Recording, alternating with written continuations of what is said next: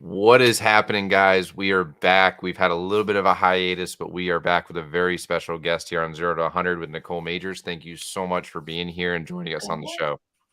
Thanks for having me. This is super fun. I love doing these. Yeah, me too. Me too. And I'm gonna look over here just to read a little bit, but looks like you've been through a full journey in real estate, right? Started as an assistant, worked into an ISA position, then transferred to a buyer's agent, now is a team leader and of an EXP team here, and just got announcement that you hit 2 times icon. 2 times icon. Yeah.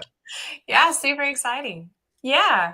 I Yeah, I've love it. had an interesting journey to get to get to where I'm at for sure.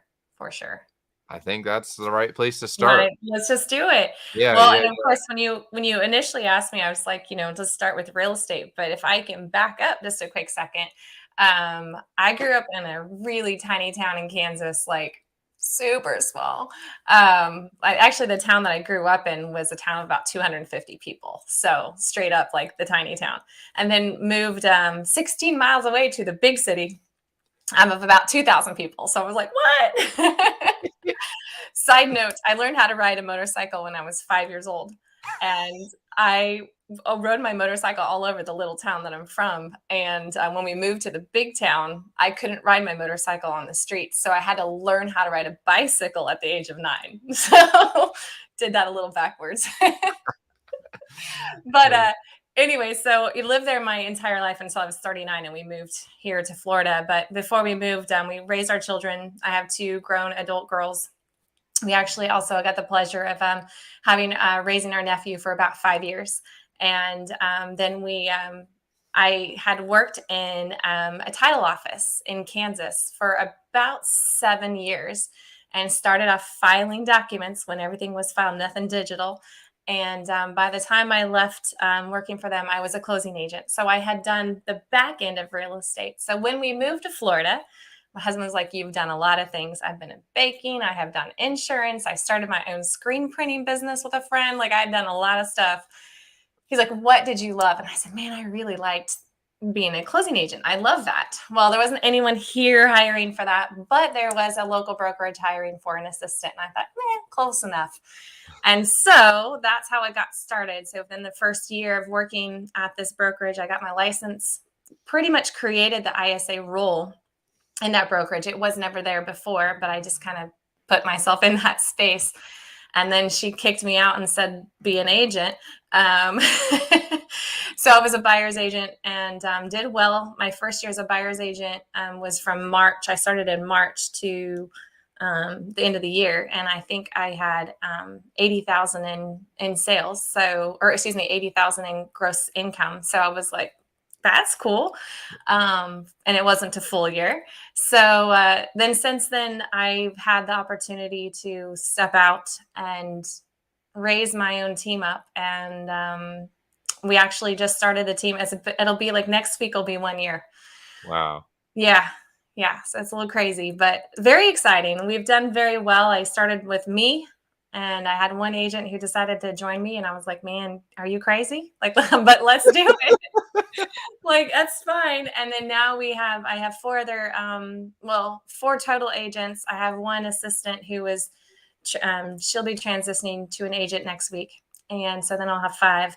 And then I have a current intern who I'm going to train into as my assistant. And yeah, we've done really well. I've been incredibly pleased and I've been excited about the fact that I love seeing the journey of a buyer, like when they walk in that home and their face lights up and it's for them before they even know it. Yep. I've been excited to see that same kind of light in my agents when they know something and they're doing it and they get it done and they get it closed. And I see that and I have that same, I don't know, my heart just gets bigger and bigger every time I see that. So I love it. I love it. I love it, man. And that's a big story. So like you've basically worked, I mean, you haven't done mortgage, but like you've kind of done everything else inside of the real estate business. Yeah. So, through that progression, what are some of the things that like whether it's a new agent or an existing agent that may be struggling through this shift, what are some of the bare bones things they need to look at right now?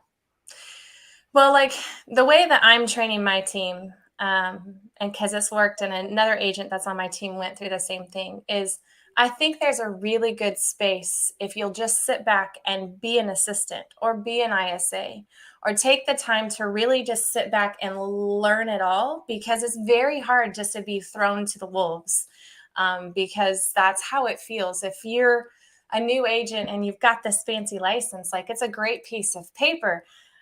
And most brokerages are like, thank you so much. We'll hang it up here on the wall. Have a good day. Good luck to you. Like there's just not that, you don't always find that support. And so I would just say a couple of things, like make sure that wherever you take your fancy piece of paper, that you align with them, that you have the same, like you can feel it. Like I can feel the same kind of energy, the same kind of spirit in somebody. I've had people come to me and I'm like, I don't know that we're a fit. Like, I don't think that we actually jive. But make sure they've got something in place that's going to help you grow, that's going to teach you, because and I'm also in Florida, and there's so many little things to know. And each area, the closer you get to the water, the more complicated it is. So, you just really need someone that's really going to mentor you, that's really going to take the time and set aside that time for you. I love it. I love it. And just want to say hi to Lori real quick. She dropped a comment. Drop her up here. I love Lori. You know Lori too? I do not. Oh, she's Or should I? I probably should. Will I be able to see milestone title there. that? She's wonderful. She's wonderful. And guys, if you're jumping on here, any questions that you have, drop them in there. We'll kind of answer them as we go. That's the most fun part of this, is where we Yeah, get some live interaction and talking back and forth. So if you have any questions, drop them. Always love to see Lori jumping on, and she's a big advocate of my business too. that's awesome. Uh, so I'm going to jump right in there. I think that we're at the point to segue over. And, if you had to start over today, I feel my hope is that there's a lot of agents watching this that are looking for some inspiration, some tactics, some different things. So if you did have to start over today, what would you do to go from 0 to 100,000 in commission as fast as possible? Hire a coach. And if that is not a financial space for you, then really reach out to someone who is, if your goal is 100, go to somebody who's pushing 250, 500, whatever that is. Like literally go to the people who have been there and done that, and they will help you. They should help you. And if they don't, then squash them and move on to the next.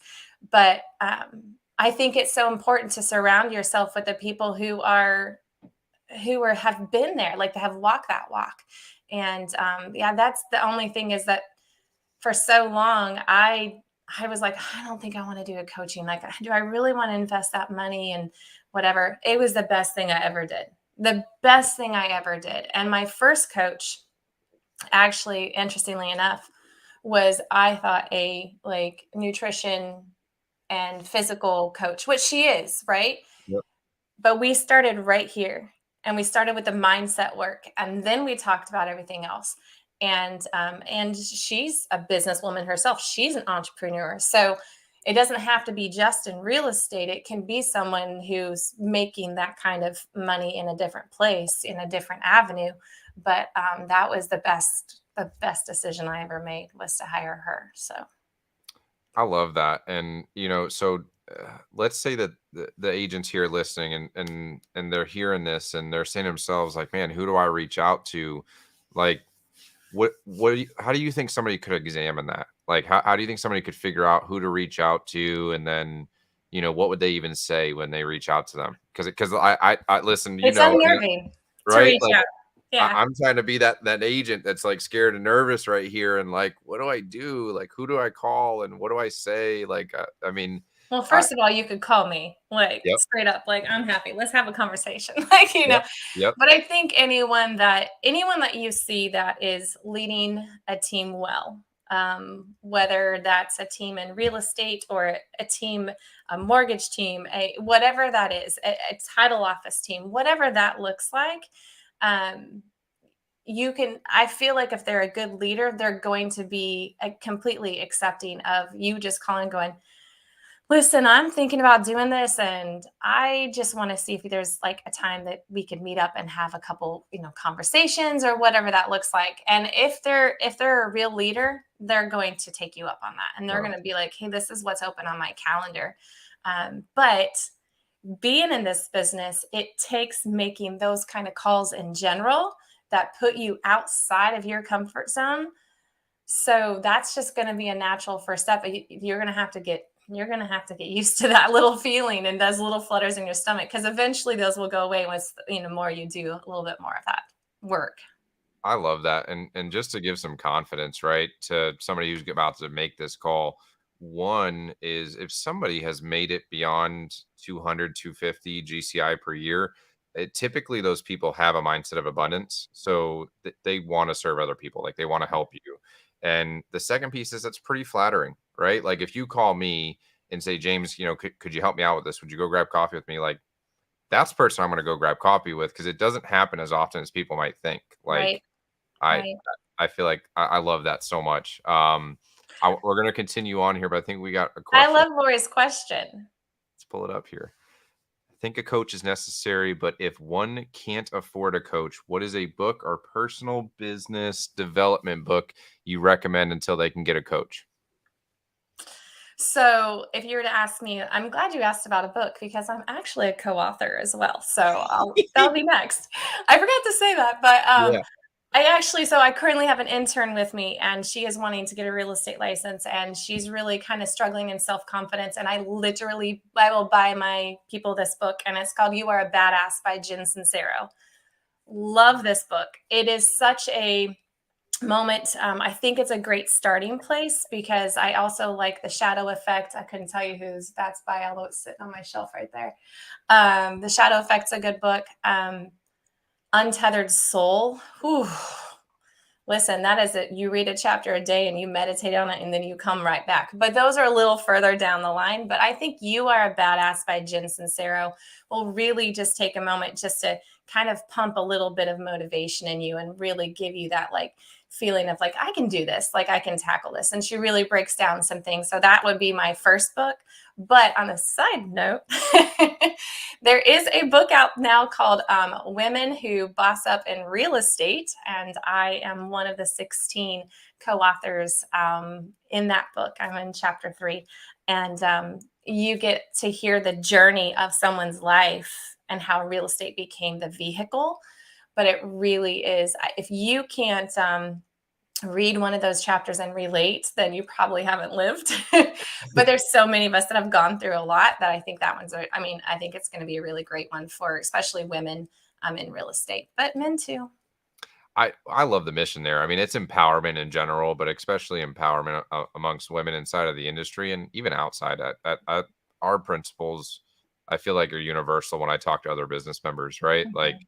it doesn't matter what business, and you're the same. And I love those recommendations, guys. If I'll tell you, people recommend a book to me, I buy them.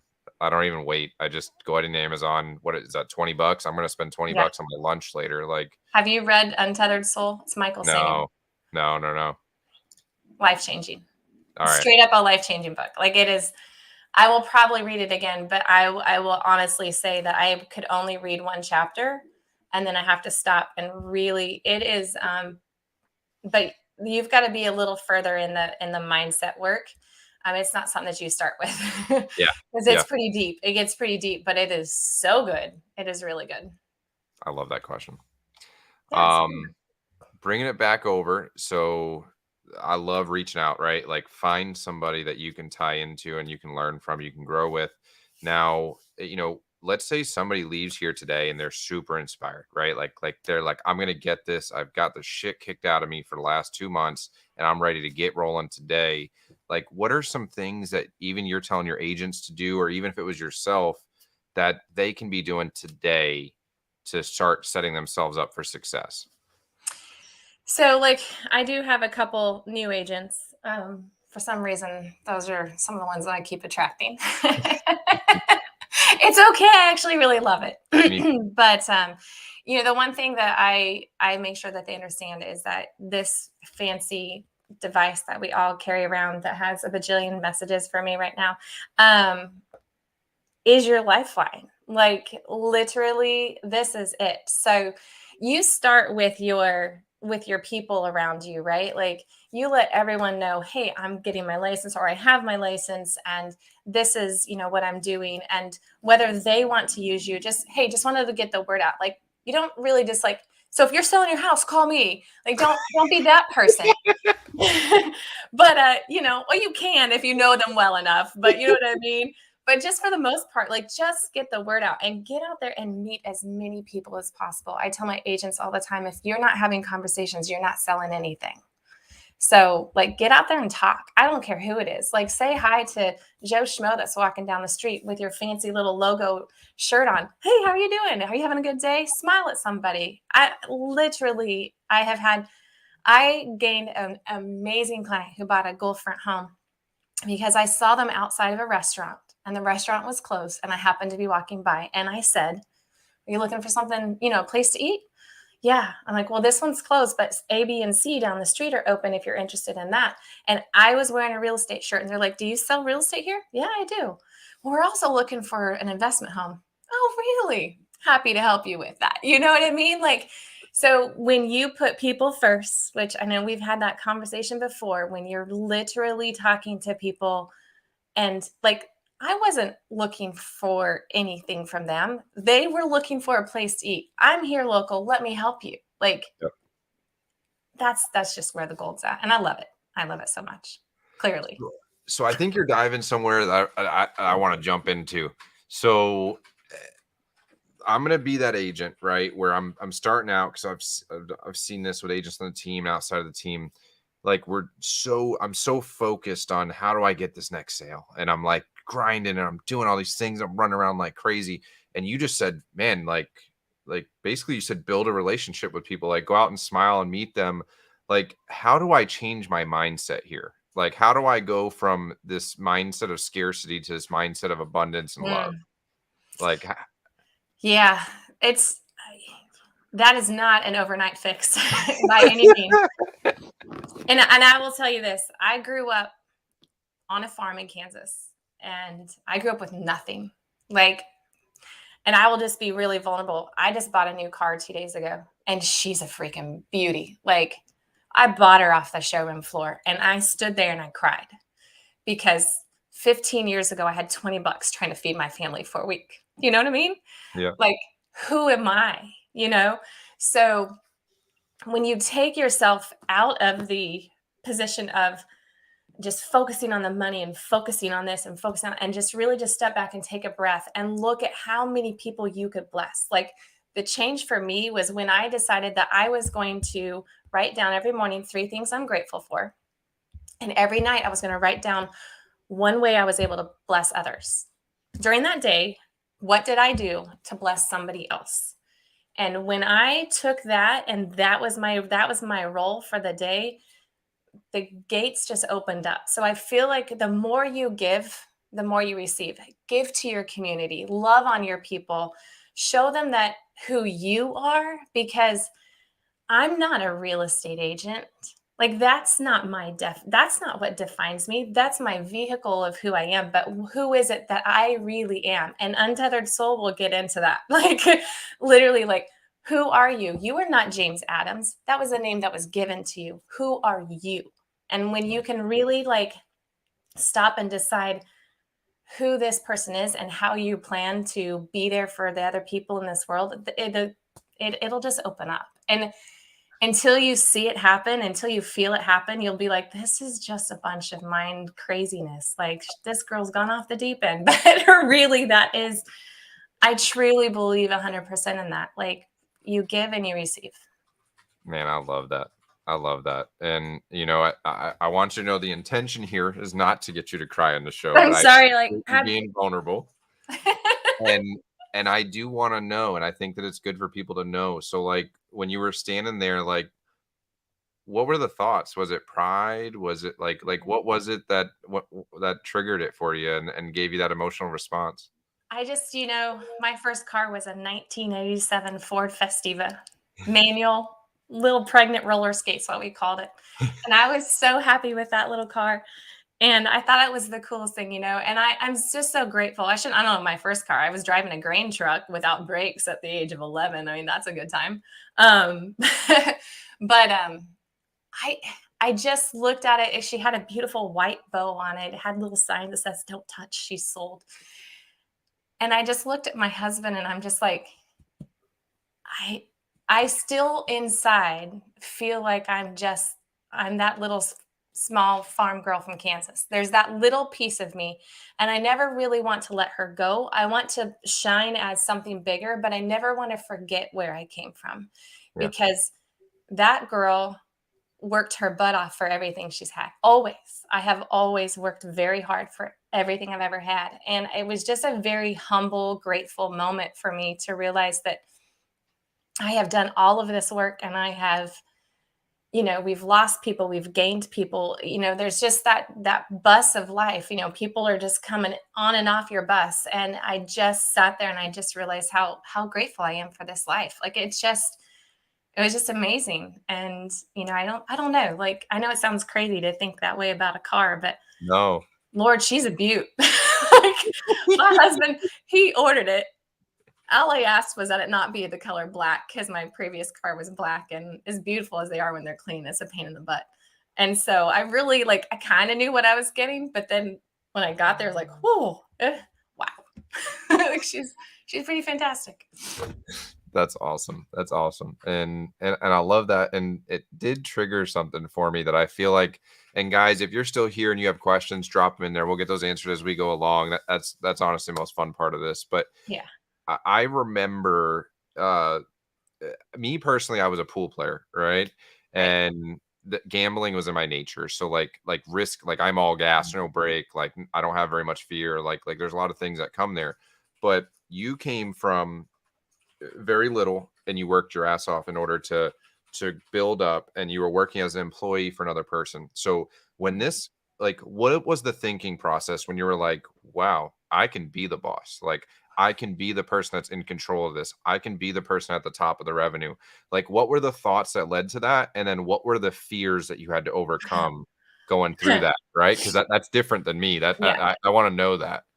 Well, so for me, when I decided to make the jump, there was a couple of things that had happened on a personal level where I have been doing a lot of coaching and mindset work and been growing as a person in general.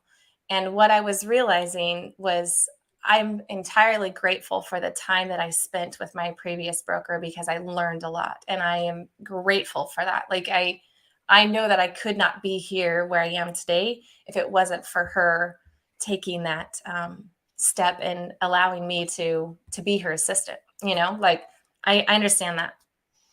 But I was growing, and I was becoming who I truly am.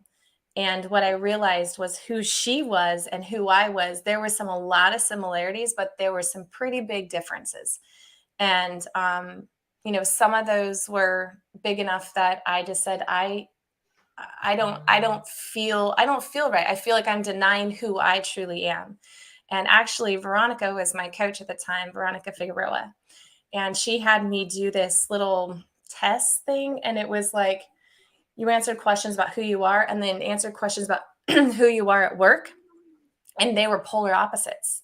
So I was having to adjust and be somebody else in that space than who I really was. Yep. And she was like, this, you are never going to feel comfortable, you are always going to have this. So um, I didn't truly know if I would be a good leader. I knew that I would be honest, transparent, and I knew that I would love on my people, whoever that was. Like, I knew I could do that. And however that came over this last year, I have been evolving into, I mean, I do the feedback loop, which I think you know about. Like, what am I doing that's good, not good? Like, I really need to know, because I'm learning just as well as anybody else. And that has really taken off for me. But what I had to most overcome was my own lack of self-confidence in myself. My team believes in me, but there are moments where I'm like, I don't know, can I do this? Like, oh my gosh. And I had to just continually remind myself that I was prepped. I was ready for this. I looked at my husband and I said, if I don't sell one drop of real estate this next year, which ain't gonna happen, I have enough money set aside that we'll be fine. So taking that pressure off of me and just letting it go and just really growing and I still feel that same way. Like, I'm good with a little. And in my book, I say a couple of times, like, put some pressure on my shoulders. That's where I shine. So I'm okay. I love that. Quitting is not an option, but No. it's definitely possible. The failure is possible. Let's acknowledge that. But that doesn't matter, right? Like, you know how to work hard, you know how to go out there and get it. And I Yeah. love that so I knew coming, so I watched people come in from jobs, and like, I'm just unique where I don't know, like I was a dumb kid where I never really I had jobs, but like not something where I was providing for myself, right? I gambled playing pool. So like a shift there. So I always want to know from that mindset of like, because when you made this transfer, you already had you had kids that were still in the household, right? As you were working through this. No, Okay, no. so you had But the release of that. I had one on payroll. Okay. So our oldest daughter was still finishing school, and our promise to her was that we would support her while she was still finishing school. And I'll support you, but I'm also going to put you on payroll so that I get the tax deduction. There you go. I mean, let's get real. So, and she actually was doing some assisting work for me and helped me with some social media. She came up with all my cute little um, Market Monday, Too Good Not to Share Tuesday, What's Up Wednesday, like all those cute little alliterations. That's all the brainchild of Kaylee. Yeah. And to be honest, she just came off payroll in October. So I started my own team knowing that I still had me and her. Wow. Yeah. I love it, man. I love your story, and I think that. I love your heart too. You come from such a pure place where you know who you are, and it makes a lot of sense hearing that. And I appreciate the book recommendation there too on Untethered Soul. I It's put a that in good the one. comments. Yeah, I'm gonna have to grab that one. Yeah, you got Yeah, me you'll excited love to it. read it. Yeah. I will say this, like I'm a Christian young lady, been born and raised in a Pentecostal Baptist church, and I practice yoga daily. And so there's that space where like and then as far as like the yogic thing, and then if you read any Gabby Bernstein, she talks about the universe. I'm a pretty big believer that what God is what's it omnipresent, right? So He's everywhere all the time, and I don't care in what name you give. Um, and so Untethered Soul is a beautiful space because it even talks about like bringing in all of those things and understanding that no matter what you want to say, universe, this person, that person, there is someone bigger than us, and you have got to acknowledge that. And so I love that it took like some of those beliefs that I've been like born and raised in and kind of combined it with the other stuff that you're hearing out here, and it really just made a lot of sense to me. So just side note. I so were you on with Chuck Fazio the other it was maybe a few weeks back? Yeah, yeah, Okay. he's So amazing. golly, like just I love that. Yeah, yeah. Yeah, The great story. But he said something inside of there where I literally made it a daily ritual, and he said, how do you generate business? I think what the question was. And his answer was ambiguous, but it was really mentionable. So he said he wakes up every day and he asks God to put someone in his path that he can serve today. Not yeah, to sell him a house, not to bring him onto their team, but like somebody that I can serve wherever it is that I have the gifts in order to help this person. And I was like, wow, that's really cool. So like that was part of my morning ritual since then. And tying it into what you're saying is if like I started this, I mean, this proof is in the pudding. I started doing it every single day. And lo and behold, there was every single day, there was at least one person that came in front of me that I was able to help. And it may not be that I was going to sell them a house. It may not be that I had a right. solution to help them build their business. It may be that they were really in a dark place. Yeah, And I was able to give them a place where they felt safe, where they could open up and they could be open to having somebody ask them questions around it without getting defensive. And I we're here to serve other people is absolutely. really why we're here. And I love that you touched on that. I Like, think that's our life in general. I mean, we've been placed here to serve other people. yeah. That's number one. The rest of this is just going to fall into play. So And it's more fun that way, you it know? is. It Yeah, is. the selfish thing was fun when I was a kid maybe, and I maybe only because I thought it was fun, but, yeah, it's way more fun to see other people win and Yeah. see the looks in their faces. But Yeah. guys, we're gonna wrap this up here shortly. I see there's a few people still on. If you have any questions for Nicole, drop them in the comments, even if it's just, a thank you, or if you pulled something out of this in a takeaway, let's drop those in the comments. And Nicole, tell me what's next for you. Like where are things going, and what's the vision for Yeah. 23? Well, I mean, we did sit back. This was something that we talked about. I brought forth to the team, and I asked them to give me like, how many families do you plan to serve in 2023? And so we did that, and I'm really super excited because they all are pretty challenging themselves, Yep. and so with that, I had these certain goals this year, and they were lofty. Like, I'm all Yeah. about like super loftiness, like I'm all about throwing it out there. And I got so close. Like, I shocked myself. So I was like really excited about that. But honestly, as we roll into 2023, I just want to keep I know that my team is now bringing people on. Like, I've got a couple of my team that are bringing people on. I've got a gal that came from Utah, and she's building her own team in Utah. So like, we're really starting to really rise up, and I just want to continue to support them and love them and show them, not just tell them, but show them how this is done. And eventually, I'm like gonna do this and on production and just lead and lead only. And I'm really excited for that. I think it's gonna come sooner than I expected, but I'm good with it. And yeah, just gonna love on my people. You're a rock star, my friend. I appreciate you taking your valuable time to be here and help out on the show. And we'll have to do it again sometime. Yeah, this was good. Thank you. Thank you. All right, guys, Have a good until day. next time. Peace out.